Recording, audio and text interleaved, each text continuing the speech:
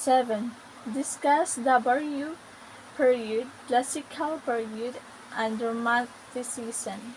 The last is musical idioms of the Philippines.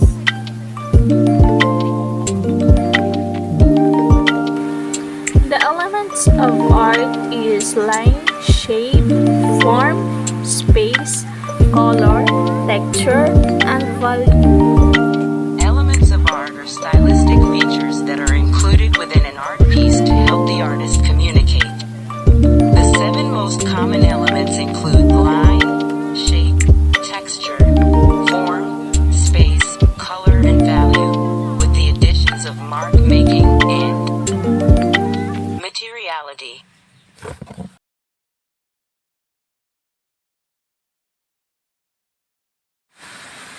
The psychology of art is an interdisciplinary field that studies the perception, cognition, and characteristics of art and its production. For the use of art materials as a form of psychotherapy, see art therapy.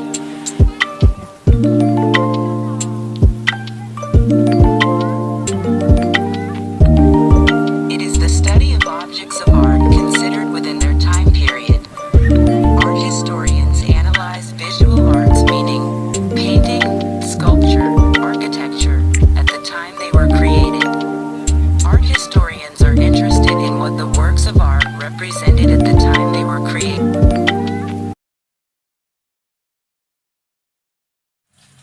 Structure proposition evaluation. This reading method, sometimes called the SPE method, was proposed by Mortimer Adler in his 1940 book titled How to Read a Book. Mortimer suggests that the best way to read a book is to find the structure author-made propositions. Fernando Armasaul, 1892 to 1972, labeled the country's first national artist in 1972 by then-President Marcos. Fernando Amorsolo is often known as the Grand Old Man of Philippine art. The Spanish-trained realist developed a backlighting technique where his colorful depictions of local people.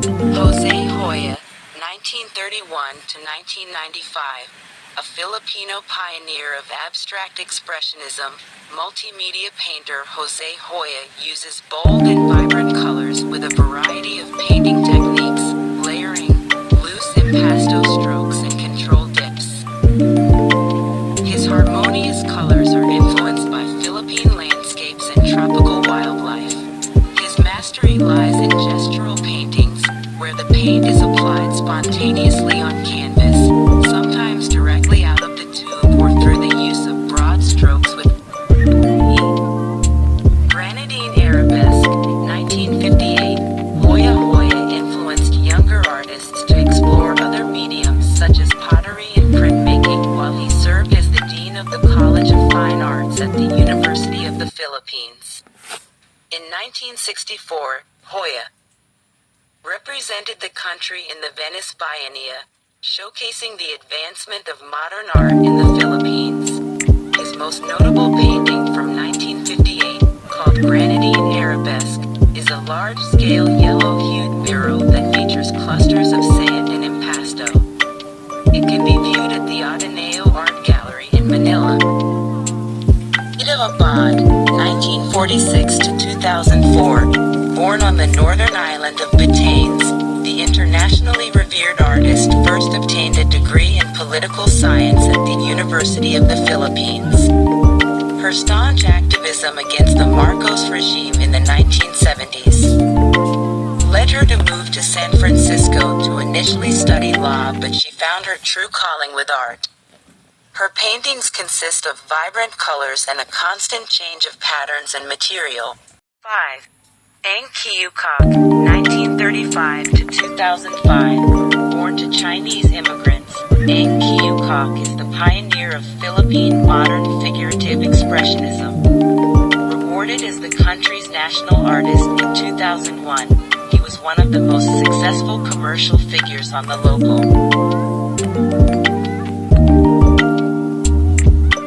Morts in the Philippines refers to the various forms of the arts that have developed and accumulated in the Philippines in the beginning of civilization of the country up to the present era. Explanation. Oh, they reflect the range of artistic influences on the country's culture. Classical period. The classical period was an era of classic between roughly 1730 and 1820. The classical period falls between the Baroque and the Romantic periods.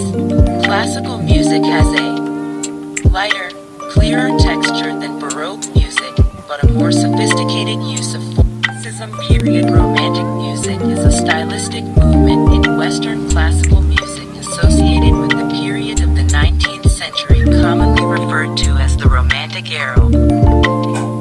The Baroque endlessly produces folds. It does not invent things. There are all kinds of folds coming from the East: Greek, Roman, Romanesque, Gothic, classical folds. Yet the Baroque trade twists and turns its folds, pushing them to infinity, fold over fold, one upon the other.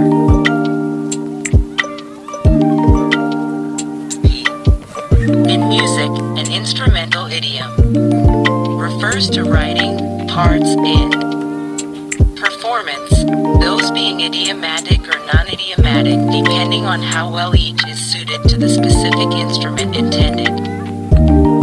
In terms of both ease of playing and quality of music and the inherent tendencies and limitations of specific instruments, the analogy is with linguistic idiomaticness, that is, form or structure peculiar to one language but not another.